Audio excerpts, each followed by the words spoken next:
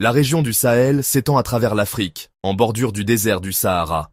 Cette vaste zone revêt une importance géopolitique immense. Sa position stratégique et son paysage sociopolitique complexe en font un point focal pour les acteurs régionaux et internationaux. Historiquement, l'Algérie a joué un rôle dominant au Sahel. Cependant, des événements récents ont modifié l'équilibre des pouvoirs. Le Sahel est confronté à de nombreux défis, notamment la pauvreté, le changement climatique et le terrorisme. Ces problèmes ont alimenté l'instabilité et créé un environnement volatile. En conséquence, la région est devenue un terreau fertile pour les groupes extrémistes.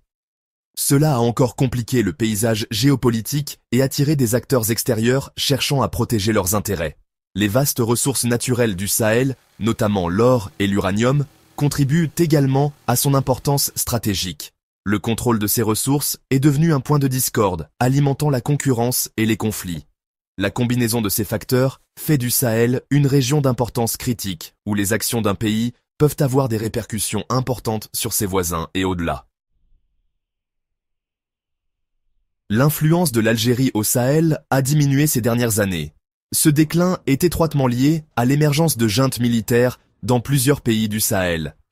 Les coups d'État au Mali, au Burkina Faso et au Niger ont perturbé l'ordre établi et remis en question le rôle traditionnel de l'Algérie en tant que médiateur et courtier en puissance.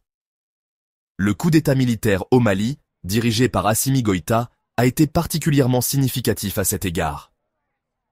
La position de la junte malienne à l'égard des accords d'Alger, un accord de paix négocié par l'Algérie en 2015, a créé une rupture entre les deux pays. La remise en cause des accords par la junte, notamment sa vision des groupes armés touaregs comme des terroristes, contredit la position de l'Algérie. L'Algérie considère ces groupes comme essentiels au processus de paix et a même accueilli certains de leurs dirigeants.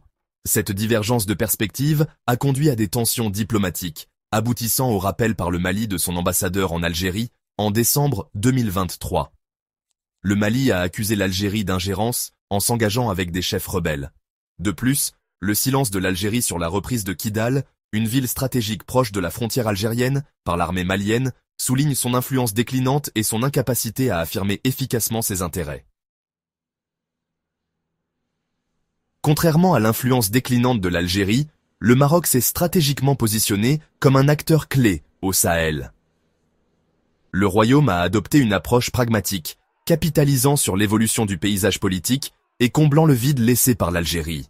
Contrairement à l'Algérie, le Maroc s'est abstenu de condamner les coups d'État militaires au Sahel.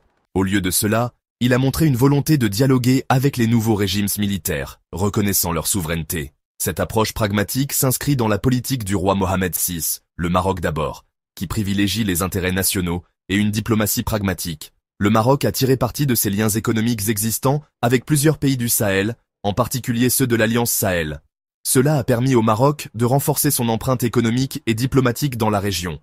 L'engagement du Maroc au Sahel va au-delà des liens économiques. Le Royaume a activement poursuivi la coopération sécuritaire avec les pays du Sahel, établissant des pactes de sécurité et des partenariats militaires. Ces initiatives visent à répondre aux menaces sécuritaires communes, notamment le terrorisme et la criminalité transnationale organisée. La stratégie du Maroc au Sahel se caractérise par une approche à 3 volets. Fournir des voies d'accès alternatives, agir comme intermédiaire financier et assurer la médiation entre les pays du Sahel et les nations européennes. Grâce à l'initiative atlantique, le Maroc offre aux pays du Sahel, enclavés, des voies d'accès alternatives à l'océan Atlantique. Cette initiative réduit leur dépendance aux ports traditionnels d'Afrique de l'Ouest, renforçant leur indépendance économique et l'influence régionale du Maroc. Le Maroc s'est également positionné comme un intermédiaire financier crucial entre les pays du Sahel et les investisseurs du Golfe. En facilitant les investissements en provenance du Golfe, le Maroc favorise le développement économique au Sahel, tout en consolidant sa position diplomatique. Cette approche permet au Maroc de tirer parti de ses liens étroits avec les pays du Golfe, au profit de lui-même et de ses partenaires du Sahel. De plus, le Maroc a assumé le rôle de médiateur entre les pays du Sahel et les nations européennes. Ce rôle à multiples facettes implique de faciliter le dialogue et la coopération sur un éventail de questions cruciales, notamment la sécurité, le développement économique et les migrations.